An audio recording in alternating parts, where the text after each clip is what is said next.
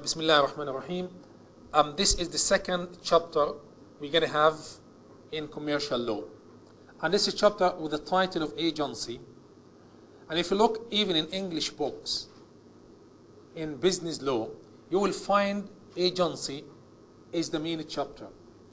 And we're going to speak today about agency as the meaning, definition, the concept, the idea. We will look at the principal, agent, and the customer. We have to look at the liability, the authority.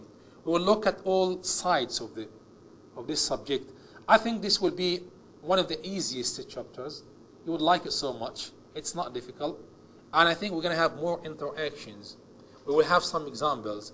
We would see how life in the market functions, how people, how merchants, how agents work, how they get payments for their own work, what kind of liability and responsibility principal and agent will have. If you look at this chart here today, have a look. You would see that we have this type of relationship between principal, agent, and the third party. And we have to use this chart even next time. We might spend a long time in this chapter, even it's not a longer chapter, it's all about 22 slides. We might have it in 2 lectures, we might spend more than that time. It depends on the interaction and the discussion, and we see the whole subject here. Look at this, keep in your mind, look at this chart, keep in your mind. Private principal, الموكل, agent, الوكيل, and third party. We call him sometimes the customer. The customer. Principal, I have my own business, I cannot function on my own, I have no time, I want someone else to act on my behalf. That's going to be the agent. I'll select somebody I would trust, someone I have confidence in. I would take him or her to be my agent. So that agent would act on behalf of the principal, making many transactions with the customers. And at the end of the day, the principal would have the full and final liability. So we can see that here. We have three types of relationships. Number one is principal to agent, then agent to third party, and the last one, principal to third party.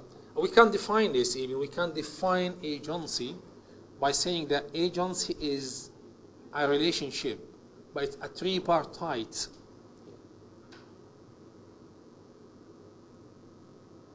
As you can see here, it is a tripartite. Agency is a one section in commercial law. It can be in civil law, yes, it can be. Our focus today in commercial law and how agency is one main section in commercial law. Agency is contractual or quasi-contractual, tripartite set of relationship. Contractual, it comes from contract, in which two sides, A and B, offer an acceptance, seller and buyer, principal and agent. Two. One of them is making an offer and the second is making an acceptance. That's a contract. And we have intention to make this contract. By doing this, we have contractual. There is something called a quasi-contract. This is a little bit difficult, and we will look at it. How a quasi-contract can be established, when, in what situation. This we'll look at it in next chapter when we study contract and quasi-contract. As you will see it now here, quasi-contract. And in any case, in any situation, it is a tripartite set of relationship. Tripartite, what does it mean? ثلاثي الأبعاد, tripartite. Look at this equation. We have to use it all the time. Principal, agent, and third party. This equation, this tripartite set of relationship is usable all the time. We have to use it today and next time in the next lecture, because this can materialize our intention, our work, And we can study how things go, in which way, how difficult, how easy.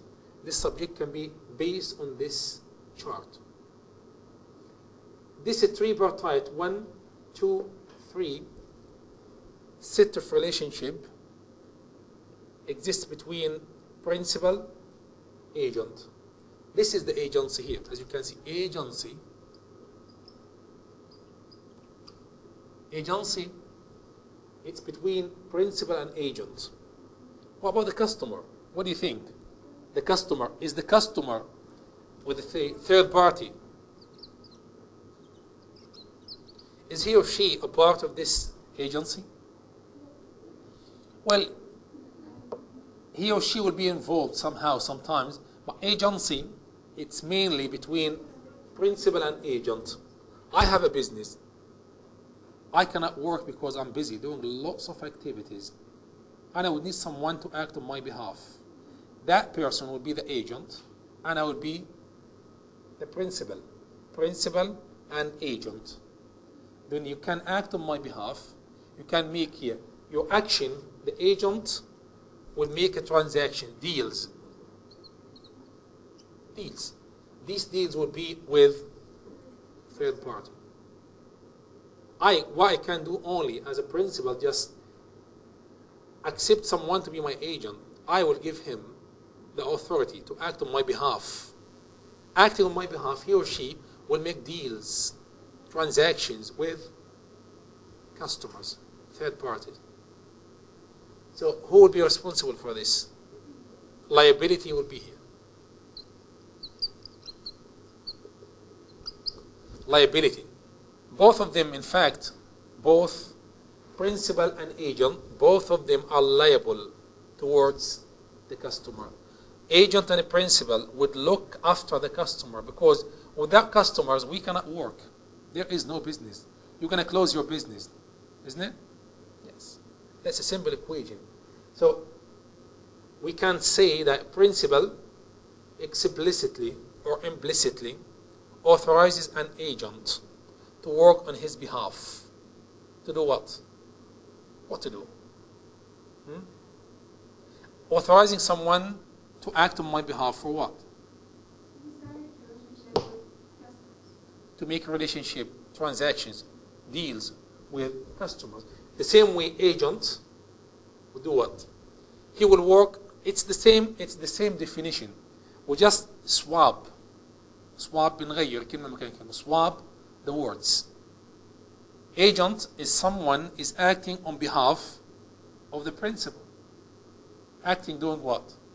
Transactions, deals with third parties. It's kind of having sometimes negotiations. Negotiating, signing the contract, making the deal, getting the money, delivering the goods, and all of this can be done on behalf of principal. On behalf. Here we have authority.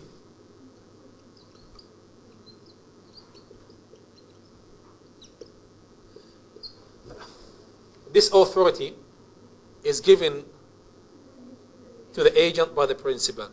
It's my business, it's my money, it's my work. I give the agent the authority to act on my behalf, and he or she would follow what I'm saying. Would have to abide. Everything is said to you, you have to abide by. Otherwise, I'm not going to be responsible. As a principal, I should not be responsible. I would not be liable if my agent was not following my instructions.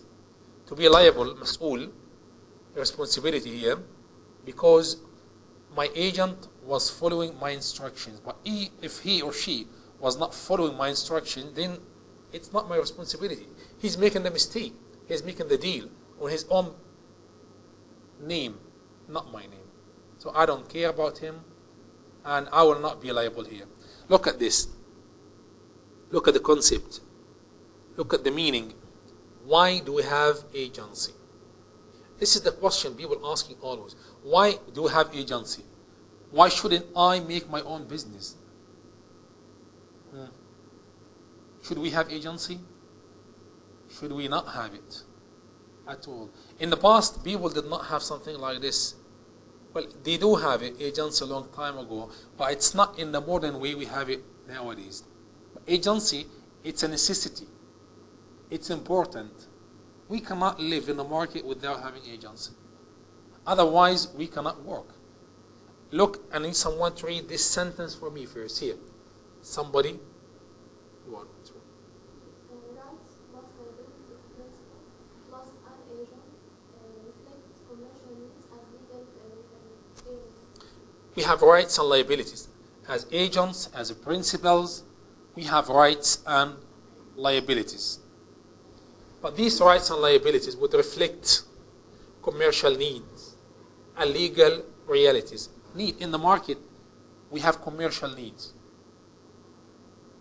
The market, if we look at it, we have many merchants, many agents, lots of customers.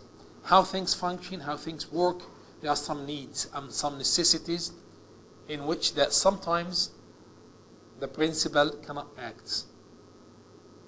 Cannot act because he or she is busy, engaged in some other activities. He cannot manage all his business. Then he would need somebody to help. Someone to help. If I have a business and have it in many cities, in many countries, in many places, in many markets, how can I do it myself? I would need some people to act on my behalf. Those people are my agents, using my name or acting in my name. I will be responsible for that act. I will be.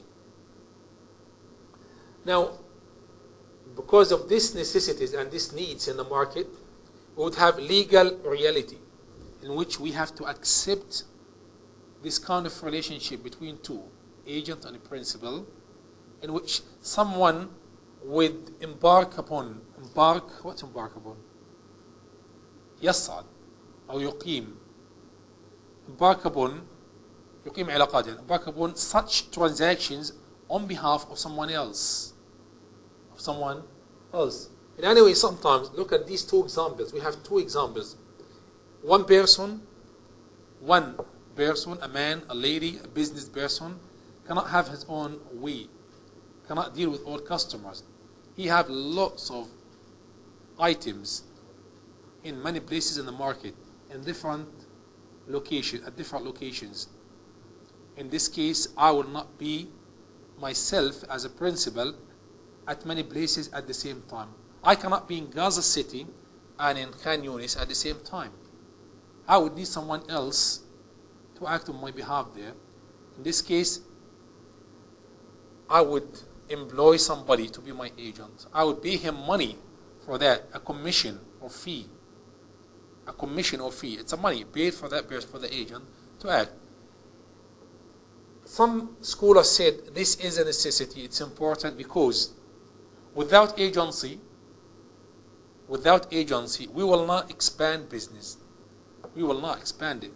If I own £2 million and I would like to invest them, and I have only myself to act on my behalf and in my name, myself, then I will not be able to manage.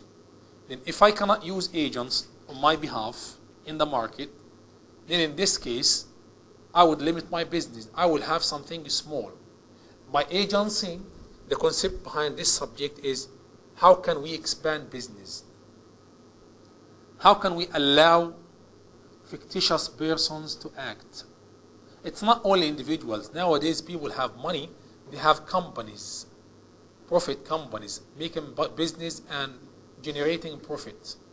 A company can act. The company can sign contracts, can buy, can sell. A company can make a transaction like you as a human being. The company has its own personality. But the company does not have hand or mind to think, to sign, to exchange. So the company would hire somebody which is called agent. That can be sometimes general managers, decision makers at the same company who can act on behalf of that company. So in such situations here, we have to have agents. Otherwise, we'll close our business. Or we're going to have small businesses only. In this case, we have to hire What's hire? You know, use. Independent people are contracted by businesses to act on behalf of them. Act on behalf. You see here, this relationship, B principal giving A agent authority. Acting, A is acting on behalf of the principal. Simple. Acting on behalf of the principal. But there's something important here. Liability. This liability, if you can see it, between principal and the customer. How can we establish the connection, the contact between the principal and the customer? If the principal did not sign the deal was, look at this, that transaction was between the agent and the customer. That's a transaction. What about the principal, who did not sign anything? He did not make any contract or any deal with the customer. Is he going to be liable? Will he be responsible? Yes? Why yes? Why yes? Go on, wake up.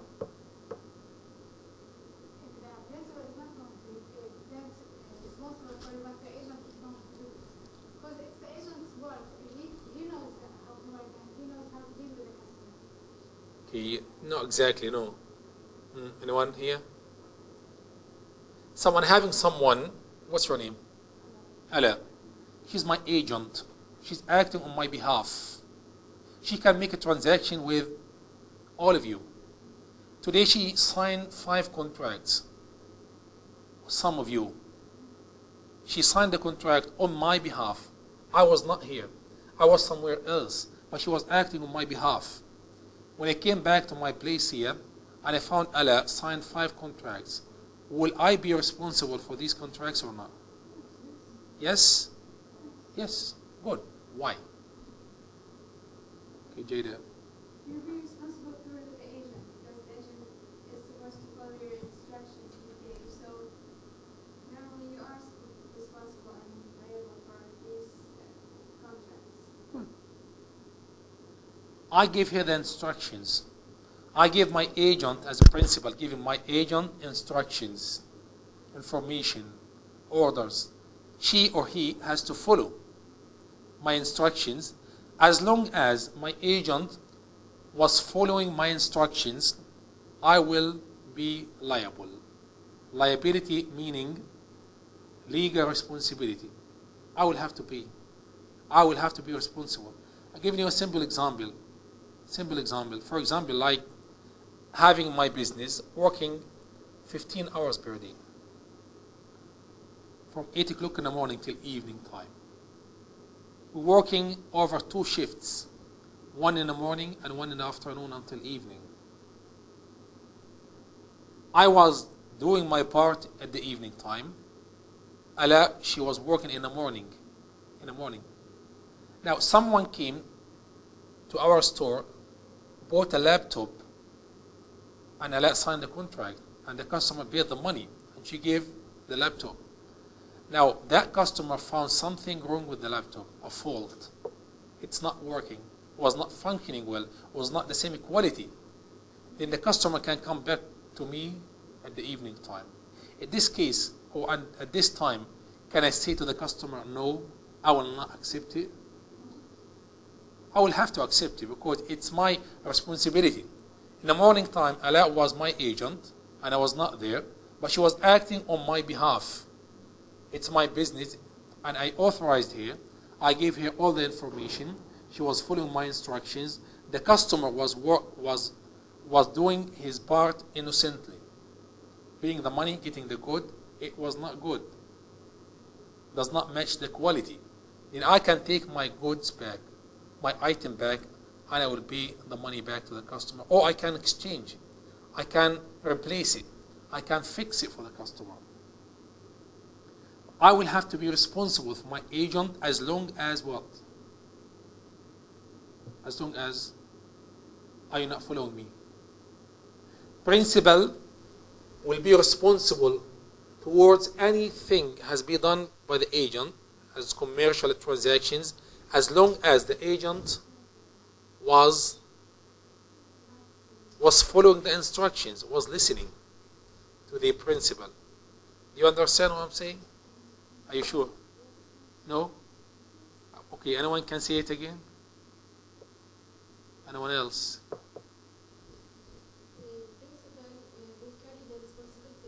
happen any wrong in the transaction with the customer if the agent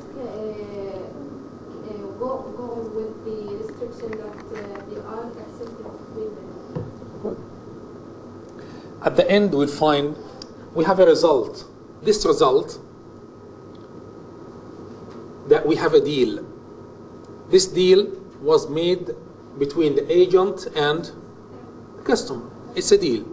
Selling a computer or LCD or mic. This deal would be exactly as if it has been done between the principal and the customer. As if it has been done between the principal and the customer. The same responsibility, whether سواء she has done it as my agent or I have done it as a principal. It's the same thing. The same responsibility. That's the main result. Okay? Understood? No? Good. Looking back here, look at this equation again and again. You find the customer, third party. He or she sometimes are not innocent and sometimes are innocent. We have to look after the customer. We have to care after our customers, because if we lose them, we cannot work in the market, we cannot function, we can close our business. Our customers are something valuable. Keeping them and getting more customers. Though for this, if the agent was acting fraudulently, if the agent was acting with no agency, or maybe the agent has exceeded تجاوزا, exceeded the authority, سلطة, or the agent breached the instruction, he or she did not follow my instructions, and the agent has made a deal with the customer. What can we do here? I gave my agent some instructions. I gave Jada this laptop, another 5 laptops, and asked her to sell each one of them for $600. And I asked her to explain to the customers the quality, specifications, and the type, and the terms and conditions for the customers. But then later on, what she did not follow my instructions. She was selling this laptop to the customers, and she was cheating, or she was lying, for example. Am I going to be responsible or not? Yes, because it's my final responsibility here, liability. As long as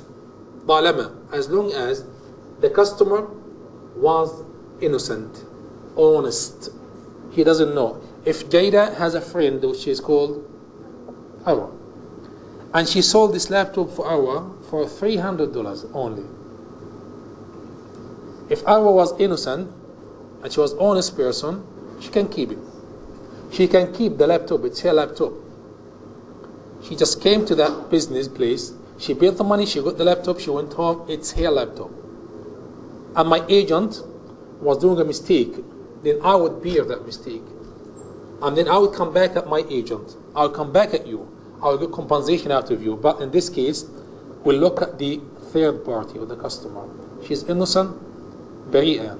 She's honest, it's fine. But if the customer was not innocent, she knew from the beginning that there was something wrong. And she conspires with the agent. In this situation, well, I can follow the customer. I can take my goods from the customer. Yes.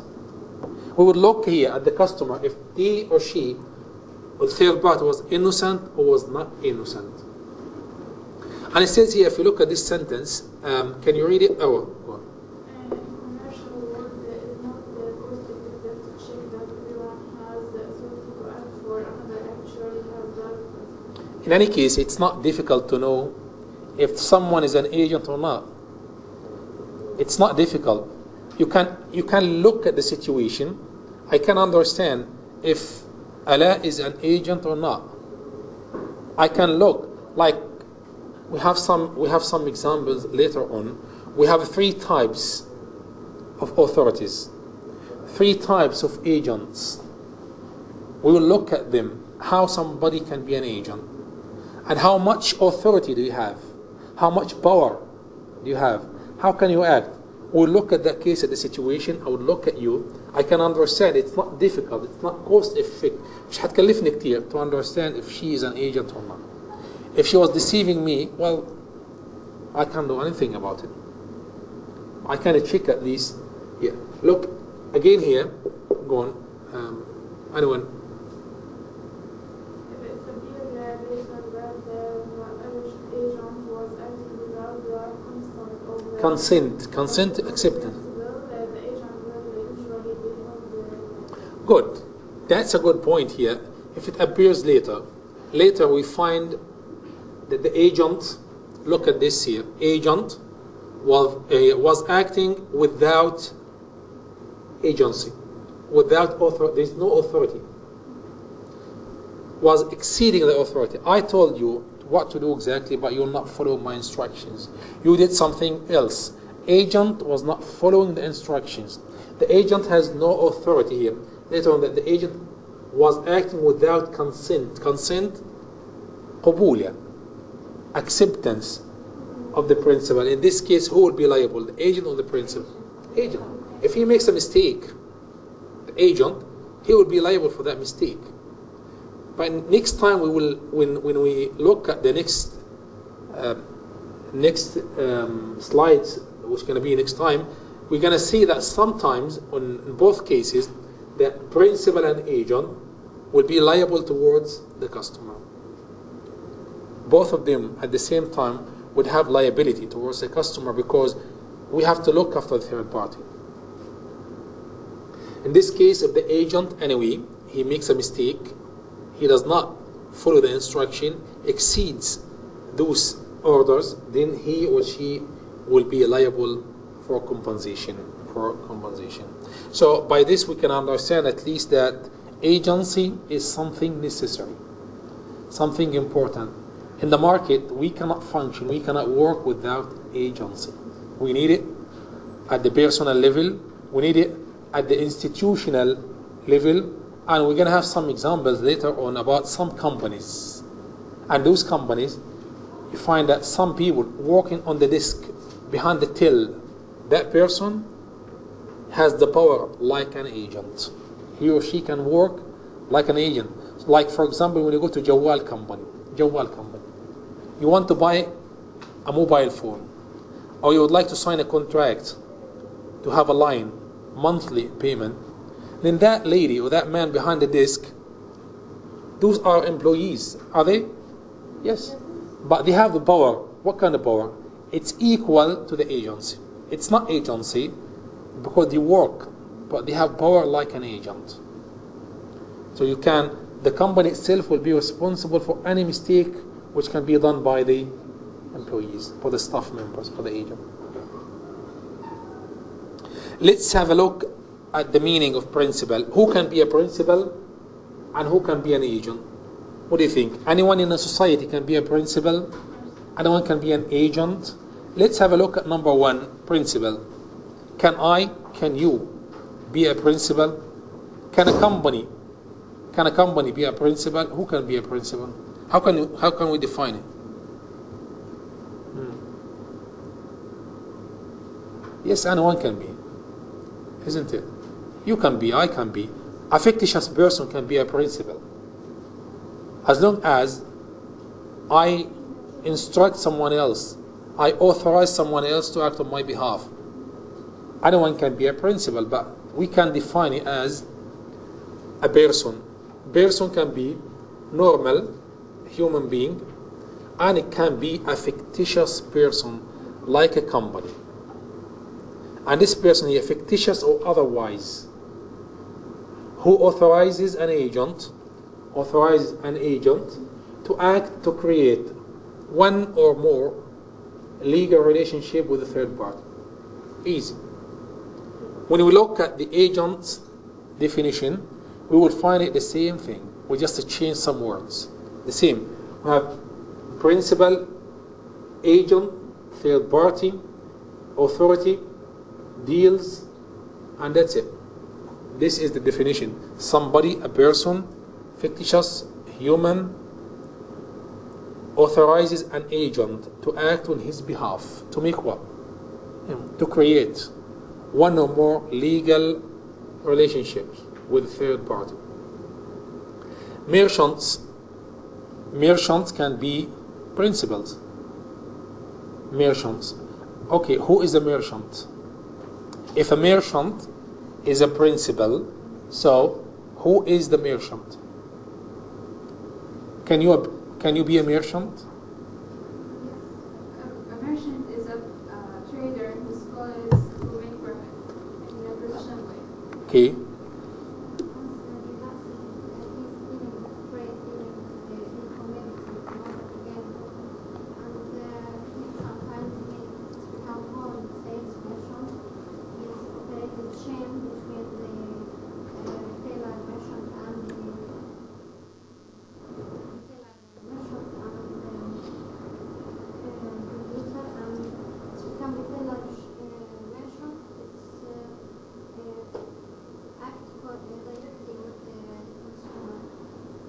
Okay, we will look at the definition of merchant.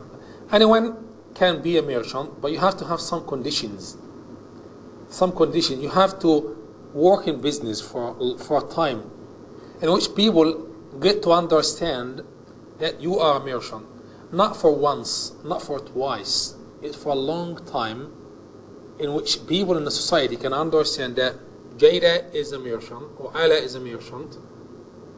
And at the same time, you have to follow the conditions, legal conditions. You have to abide by them. One of them is your name has to be registered at the Chamber of Commerce. One of them as well can be, it has to be, your name has to be registered at the registration office at the Ministry of Economics.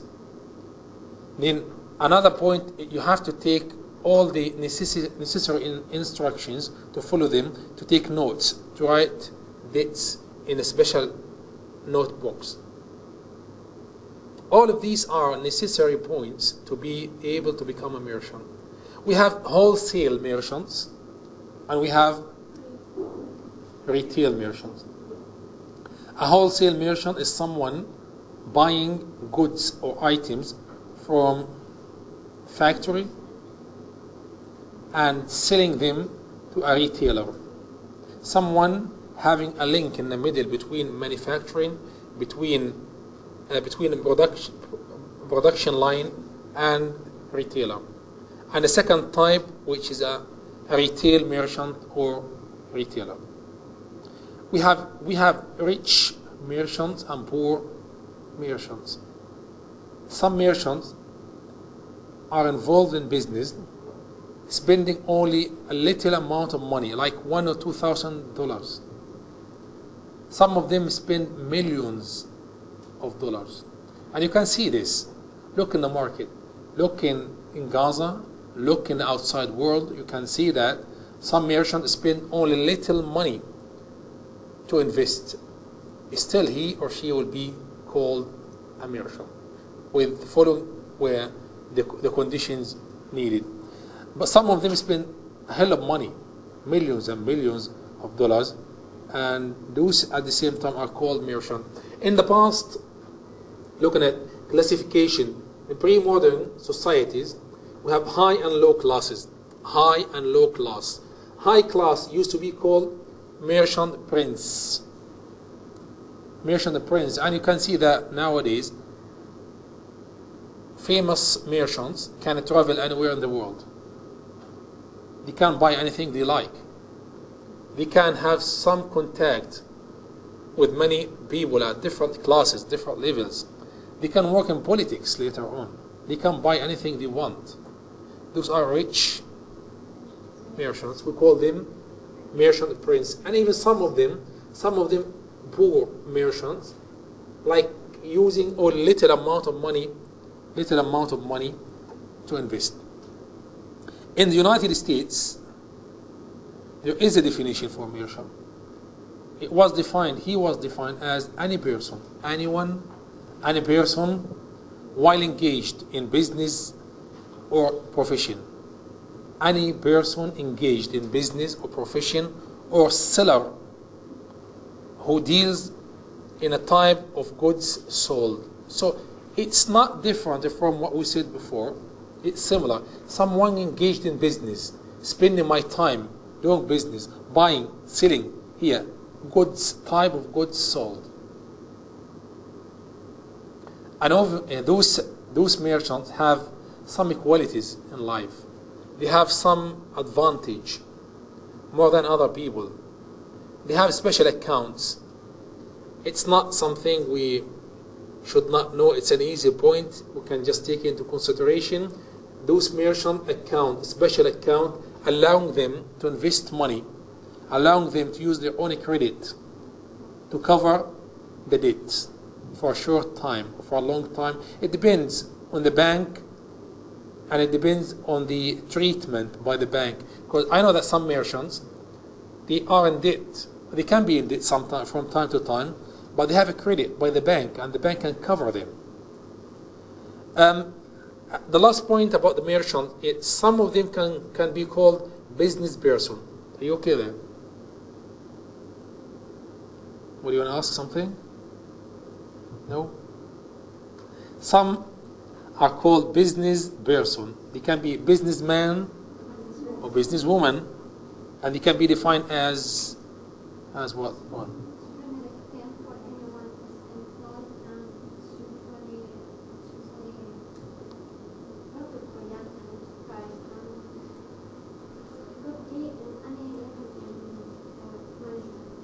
Anyone is employed at usually a profit-oriented enterprise. Anyone involved in a management senior level in a company, it can be called businessman or businesswoman. That's for principal. The next is an agent. Agent. I mean, this slide, as you can see it here, look at it. Most likely you're going to have some questions in the exam about the agent. Who's an agent? How many types of agents? Because this link, this agency, is concerned and focused on agent. Because he or she will make the main job. The main business is done by the agent. Okay, we will look at how many types. Agent is a person, like an agent, like a principal, is a person. But this person here, what does he do? Look at the definition we have. Look, we have two definitions. One of them for the principal and the second for the agent. The same definition, but we just swap. We change two words, agent and principal. Agent is someone. Someone who acts on behalf of the principal. Okay, that's fine. Okay, he's acting on behalf of the principal. Agent is somebody is authorized to act on behalf of the principal to create, to make legal relationship with the third party. We have classes of agents, three types of agents. First one is called universal, second is general, and the third is special agent. I don't want you to mix in between, they're not the same. We have three types, all of them are called agent. You are agent, and she is, and I am. But we have different authorities, not the same power. I have bigger, like universal agent has power more than general, more than a special agent. Universal agent has a broad authority. If it sounds like someone working at the international level, but it's not. Universal, how does it sound for you? Okay. Anyone else? How does it sound that saying universal agent? No, it's not a global. Yes, it sounds like a global, but it's not. I understand it on my way as if someone who works for many companies doing many transactions and he lots of dealings with customers. Okay, someone having broad authority. Look at here.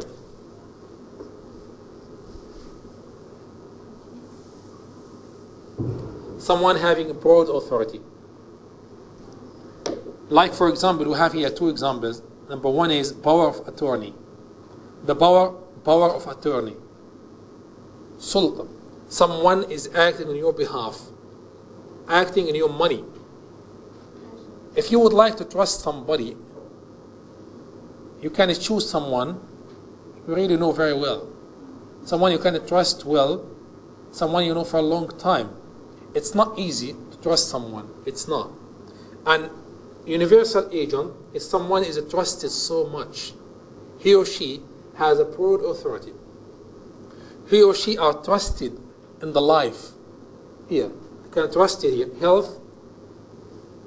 Person gives another the power to take decisions concerning financial affairs and health, personal welfare. When you trust someone in your money, when you trust somebody about your life, it must be someone you know for a long time, someone you have a confidence with. Then this is what we call universal agent. He or she will have a full authority, broad agency. Yeah, broad authority. This person, as a universal agent, he can act using your money. And we know that the most expensive thing for a human being is his life and his money. Isn't it? Life and money. When you trust somebody like this in your life about your money, then this person we call is what we call universal agent. Again, another example, professional relationship between a lawyer and a client. A lawyer. In the United Kingdom, they call them solicitors or barristers. In the USA, he's called or she is called a lawyer. A lawyer is someone we can trust. He or she should not reveal secrets. They should keep secrets. Should look after you. Okay, and someone you trust. Someone can defend your life in the court. Someone can defend your money. This is what we call universal agent. That's number one. Number two, general agent. What do you think? General agent. Anyone like to come in to say something? What's your name? Amal.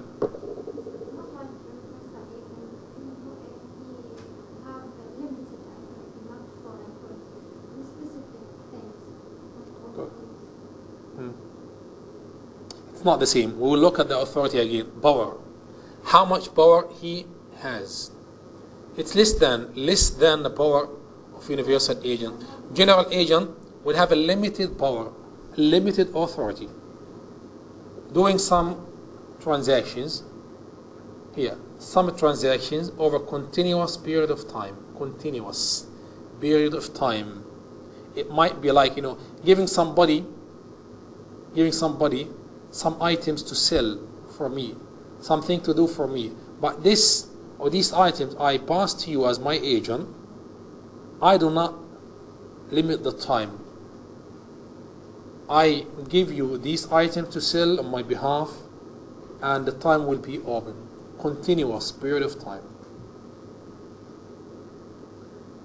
And we have the special agent. If you look at the special agent here, there is something similar to general agent. Special agent, either having single transaction, only one transaction, giving you this mobile phone, asking you, take it and sell it on my behalf. Or maybe I will send you to China on my behalf to get a container of commodities. Specific, one transaction, one single transaction. Or it might be here, series of a transaction, more than one transaction, series of transactions over a limited period of time. Within 1 month, within 6 months, within 1 year, a limited period of time. So that's what we call special agent. So it's all about how much authority and power you would have. Is it clear? Are you sure? Go on. question? General agent will have series of transactions, selling more than one thing, doing more than one deal, with no limitation on time. You have an open time. You can do it anytime you like, whether 1 year, 2 years, until something happens. It depends on the contract. It depends on the acceptance between the agent and the principal, how they end this agency. This is for agents. Our time is passing so quickly. Okay, one of the main points we have to look at, which is really important, is the authority. Look at the authority of the agent. I know it can be too much information you have today, but it's not. It becomes easy, I know that. Chapter 2 now, it's easy. Chapter 3 is the same. It's easy. I know the most difficult part in this subject is the understanding commercial law. The beginning, it's kind of difficult, too much information, but now it becomes easy for you to understand. Now, we will look at the authority. Look at this. Principal gives the authority to the agent. Authority, sulta. My authority, pass it to you as my agent. How? How can we pass this authority from the principal to the agent? And how much authority can I give the agent?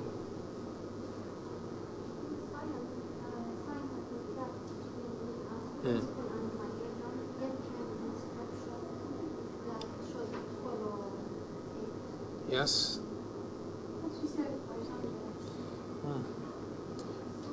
We can understand that someone has an authority to become an agent by words, by conduct, explicit or implicit. Explicit, clear.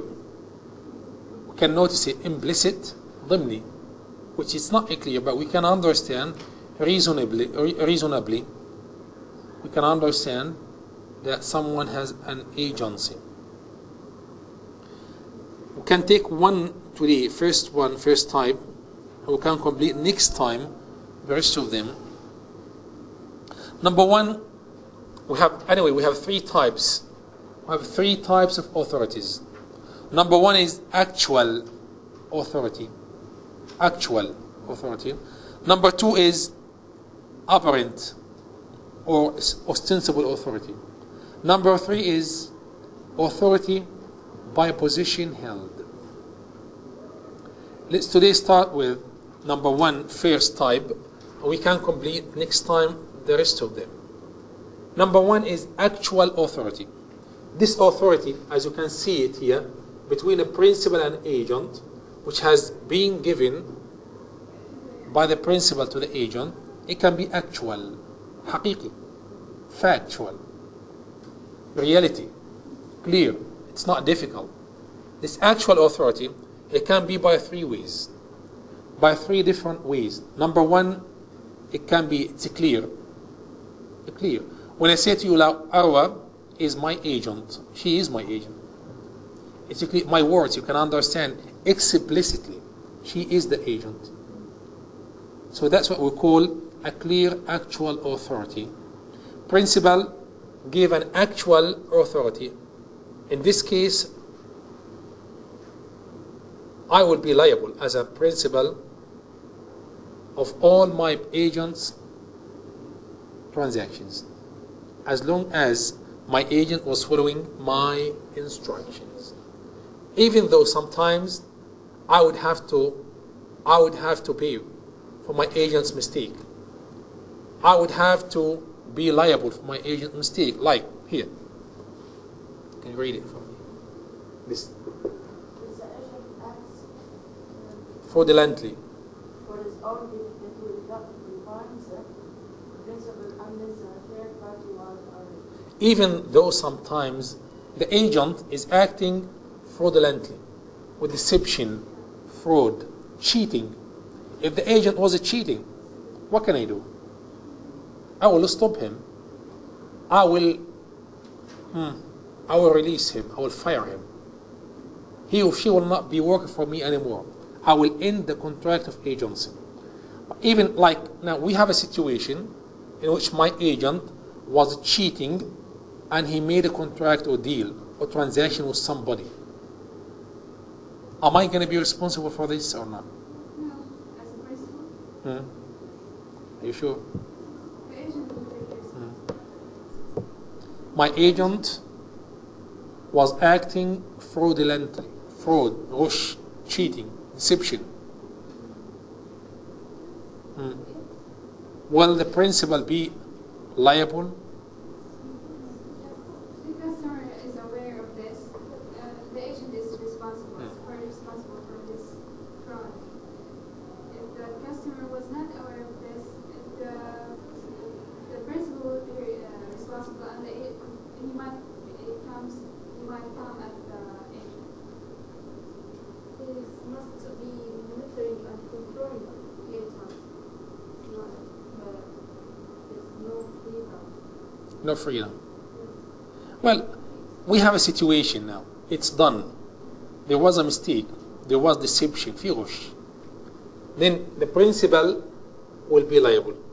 Both of them. In fact, principal and agent, both will be liable towards the customer.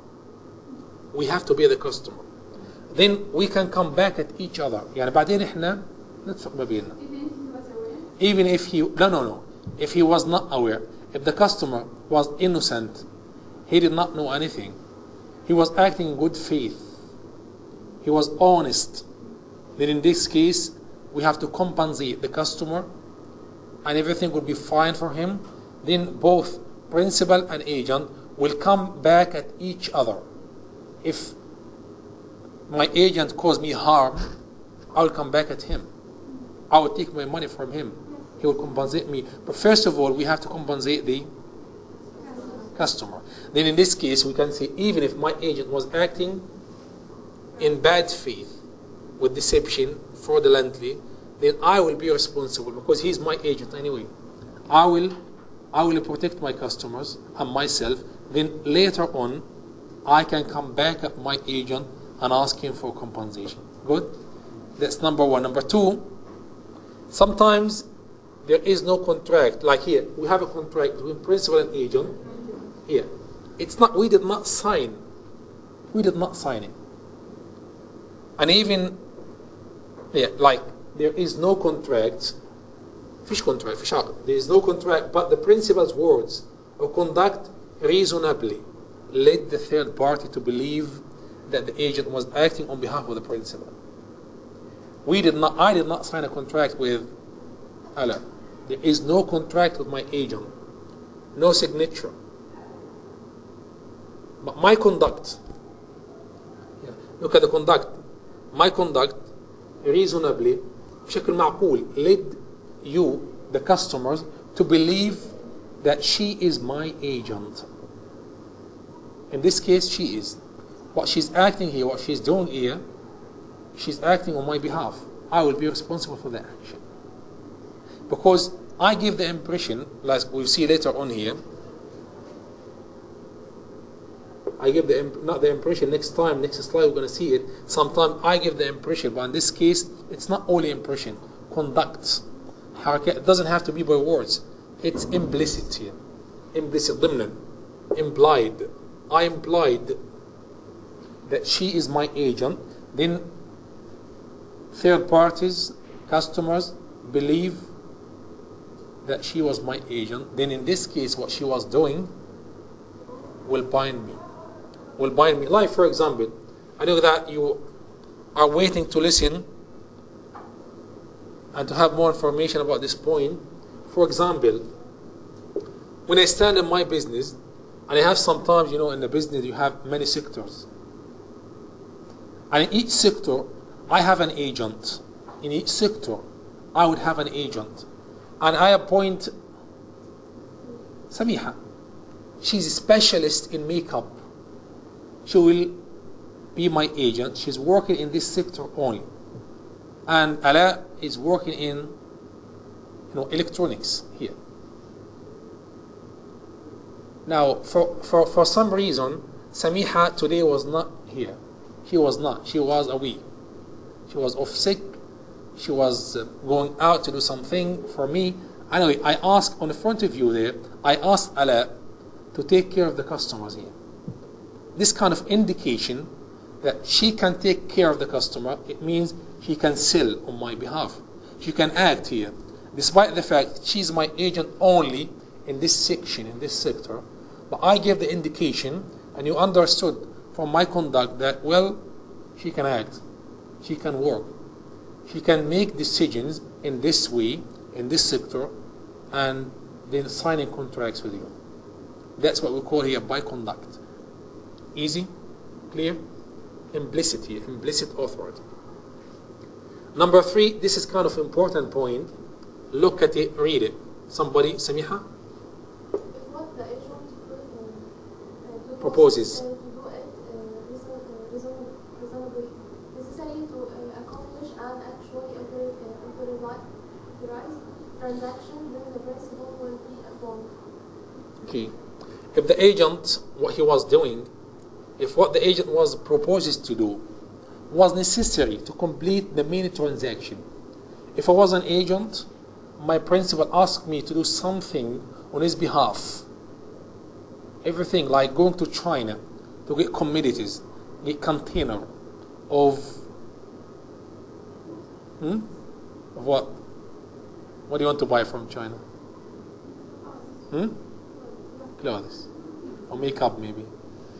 Okay. When I went there to China to buy the makeup container, bring it to Palestine, then my principal gave me all the instructions, what to do, and how much to pay, and how much to get, everything.